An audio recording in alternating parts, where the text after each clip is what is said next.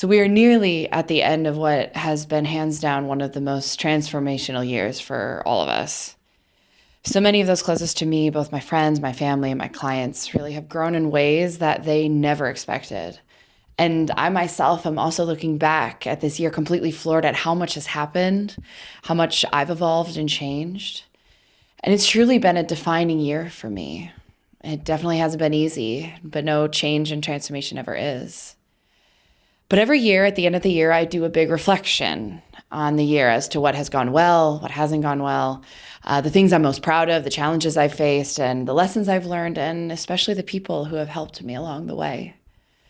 I also then take a look forward to my intentions for the next year and to think about how those intentions serve my long-term vision. So this year, as a gift to all of you, I have actually created a completely free 2023 reflection and 2024 outlook workbook. So these are really often the exact questions that I ask myself at the end of the year reflection. So I wanted to share with you what some of the big questions are that I ask myself to serve as inspiration for you in your own year-end reflection process. You can use all of the pages, none of the pages, or somewhere in between. It's really simply meant to be inspiration as you end this year and start the next.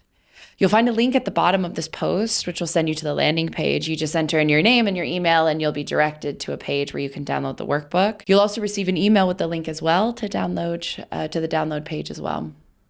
So I hope you enjoy using it as much as I did making it. So now with that out of the way, let's talk about today's newsletter. So today's newsletter is on a topic that has been very present in my life in 2023. It's about worthiness. This idea of feeling worthy is a challenging subject for many of us, and it's been something that I've struggled with for most of my life. But this year was really the first time that something inside me seemed to shift, and I actually started to feel that I might actually be worthy of all these beautiful things in my life. So the aim of this post is to actually unpack worthiness. It's to explore why we all feel so unworthy sometimes, and to uncover how we can bring greater sense of worthiness in our own lives.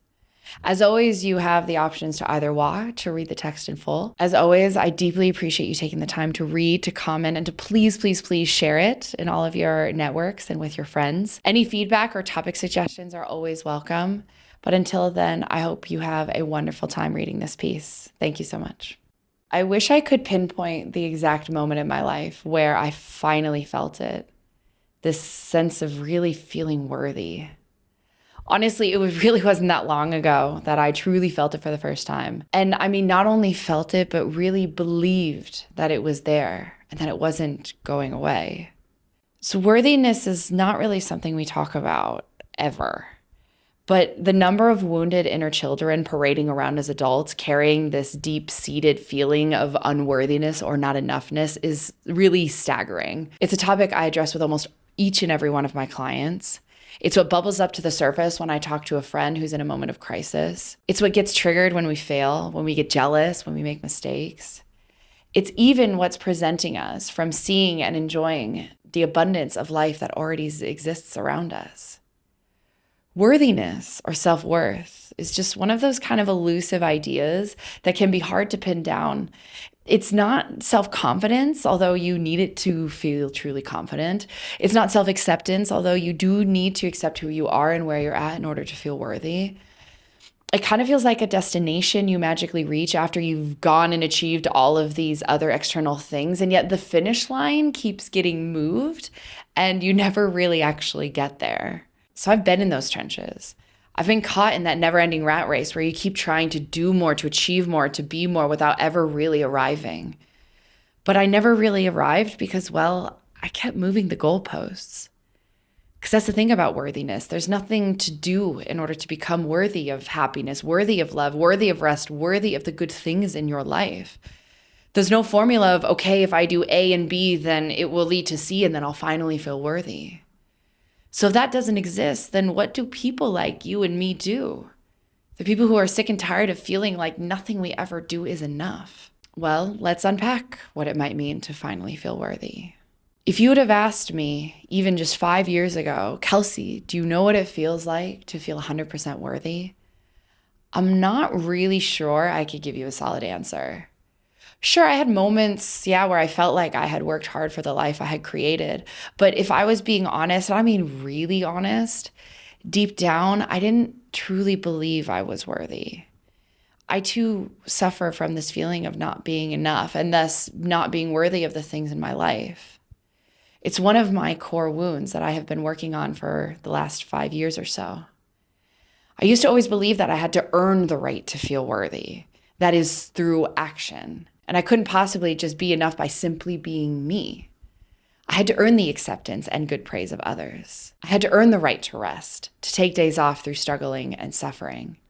I had to earn the happiness in my relationships by performing the duties of a good girlfriend, a good friend, a good daughter, a good coworker. And funnily enough, I would get confused when I received praise in moments where I was just being me, where I wasn't struggling or performing. I would actually kind of get physically uncomfortable when someone would sing my praises and just say, oh, no, it's nothing. I didn't really do anything. But this is what happens when you don't have a sense of worthiness, when you don't believe that you are enough simply as you are. You end up not being able to truly receive love or gratitude from those around you. You end up not seeing all of the acceptance, love, and admiration that's already there. So what is worthiness? And what does it feel like to feel worthy? Well, worthiness, or the feeling of being worthy, in the simplest terms, is our deepest belief that our self, the very core of our being, is enough as it is. It's this belief that we are whole and that we have an intrinsic value in this world. On the other side, feelings of being unworthy mean having a deeply held belief that we are in some way inadequate, that we're less than, or that we're broken. While feelings of being unworthy start on the inside, it deeply impacts our sense of belonging and the way we interact with others on the outside. This is because worthiness connects to our sense of belonging, which we get when we allow ourselves to be vulnerable and then are accepted as we are. But if we do not accept ourselves as we are, then there is always an invisible barrier between us and them. This is why when we feel low self-worth, we are also usually really fucking lonely. It's easy to think that you can solve this by creating a false sense of worthiness by aligning your worth to externalities. So your job, your role as a parent or a spouse, to your appearance. But if we tie our own self-worth, our own belief and our value to the external things or the roles we play, we start to invite fear into our lives because then we fear losing the very thing that gives us worth. That's why we're so fucking afraid to lose our job, to get negative feedback, or to have a conflict in our relationships, to age and get wrinkles, or to just slow down and rest. Because if we lose our job, everyone will finally figure out that we weren't worthy of that position in the first place. Or if we do something wrong in our relationship and it fucks everything up and they leave us, we say, see, well, there's the proof that I'm not worthy of love. If we start to age and get wrinkles or lose our hair, well, society tells us that the older you are, the less valuable you are, especially for women, which again plays right back into that toxic feedback loop. If we do not believe that we are worthy, then we are disempowered, unable to advocate for ourselves and our needs, and unable to connect with others at a deeper level. We actually don't embrace the love that is actually around. We don't treat others as well as we could because we don't even see the value that we bring to their lives. And then we're forever destined to stay on this never-ending treadmill of wanting to feel worthy, doing things to make us feel worthy, accomplishing them, finding we don't feel worthy, and starting the cycle all over again. Or maybe we start to finally feel a sense of worth when things are going well, and then all of a sudden when something goes wrong, we're knocked back. It's honestly exhausting. And yet so many of us are running this exact race. There has to be a better way out of this never-ending cycle. So how do I feel worthy? How do I start to feel worthy? Well, one of the first foundational components to building a healthier sense of self-worth is something called self-differentiation. So self-differentiation is actually commonly used in psychology and therapeutic circles in relation to somebody's ability to maintain their sense of self, their identity, their thoughts, and their emotions when emotionally or physically close to others. However, the concept can also be applied to how we relate to ourselves and to the external events that happen around us. Essentially, self-differentiation is the ability for someone to maintain their sense of self regardless of the things that happen around them or the mistakes that they made. This is the difference between believing that I did something bad versus I am a bad person. It's really a critical skill to learn to not end up in that shame loop when something in our life goes wrong. Most often, the underlying stories behind feelings of worthlessness stem from an internal belief that we are not enough as we are. And then when we make mistakes or things outside of our control happen to us, these events reinforce the belief of worthlessness. So then building a strong sense of self-differentiation creates space for us to begin to change that narrative. That just because something went wrong in my life doesn't mean that I am wrong. Someone who has a strong sense of differentiation is someone who has a strong sense of self. They believe that they know who they are, and they are able to maintain their beliefs and attitudes even in the face of pressure to conform. They have the ability to self-validate. They have the ability to self-soothe instead of relying on substances or other people to manage and tolerate difficult emotions. And they're able to tolerate short-term pain for long-term growth. So how do we then create a deeper sense of self-differentiation? Well, it really starts with self-acceptance. If we are to believe that we are truly a different identity than the mistakes we make or the things that happen to us, then we must get to know who that self is. We have to build a relationship with it and ultimately learn how to love and accept it. A better understanding of yourself and your values is often the first step to change. And it's important to ask ourselves questions like, who do I want to be? What kind of partner or friend or spouse do I want to be? Am I meeting my own needs, or am I relying too much on others to help meet them? How do I want my life to really look? In asking these questions, we start to build a relationship with our true self. The part of us that is free from inner stories, from wounds, from fears, from anxieties, or self-doubt. Once we have a relationship, we can practice more self-compassion. And through that compassion, we learn to see our strengths and our weaknesses simply as a part of who we are. We learn to see our quirks as part of a larger being that is perfectly imperfect. Through this experience, we learn to accept the parts of us that bring us shame, to work towards just simply being better through the lens of love and kindness. And all to finally lead us not to just accept, but to a place of celebration, not just of one little piece of us, but the entirety of us. When we're able to accept ourselves as we are, then we're able to show up more authentically, to be more vulnerable, and to allow others to truly see us. It's through this act that the walls between us and everyone else start to come down, and we're able to connect fully with the people and the world around us. But to take this step, it requires an act of courage. It requires an intrinsic hope that maybe, just maybe, we might actually be able to imagine a world in which we would feel worthy, not for anything we do, but simply for being who we are. Courage is required in order to take that leap of faith and to start to believe that those stories that have been swimming around in our heads for so many years about not being enough might not be as real or as accurate as we think they are. That the narratives of having to earn our worthiness are wrong, and to start to come to the realization that despite what we originally thought, we have been more than worthy this whole time. I'll never forget the moment that I felt that spark of hope there. After years of internal battle, of just wanting to feel like I was enough, convinced that I needed to earn the right to feel worthy of my circumstances, I had a moment earlier just this year when I did my yoga teacher training in Ecuador where somehow at the right moment and at the right time, my eyes just seemed to open. There was a crack in my facade when I was surrounded by some of the most amazing people I had ever met who truly saw me, where I thought, okay, maybe I am actually worthy of the love they're giving me. The thing is, it wasn't that I never received this kind of love before. I had received it actually in abundance from my family, from my friends, from my relationships. I had always been loved. I was just unable to see it because I was performing a role and not being authentic. So I thought that that was the version people believed was worthy, not the real me.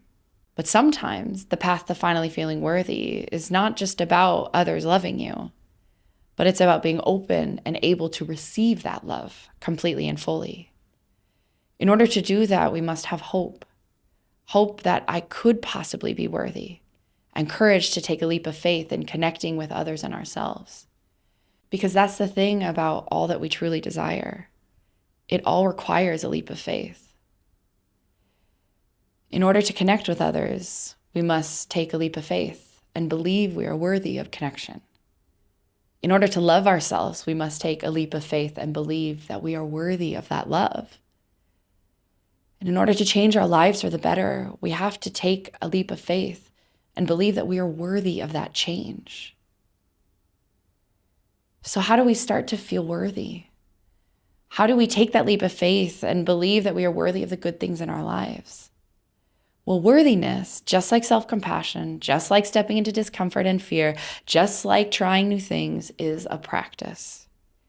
Building self-worth is a gradual process that involves both self-reflection and active efforts to foster a positive self-perception. These efforts can include things like practicing self-reflection and gratitude. So working on building up your self-compassion and your self-acceptance, paying attention to the negative thoughts and beliefs about yourself, challenging those thoughts by questioning their accuracy, and creating a gratitude practice of celebrating small wins and seeing all of the love that already exists around you. It can also look like letting go of external success formulas, to work on separating your successes or your failures from who you are, to try to reframe worthiness not as something you need to achieve, but just something that you inherently are. It can also look like cultivating positive relationships, surrounding yourself with supportive and positive people who lift you up and encourage you. Additionally, setting boundaries with individuals who may undermine your self-worth. It can also be just simply figuring out what systems work for you so that when you start to fade back into fear and self-doubt, that there are practices that you can come back to create a sense of worthiness.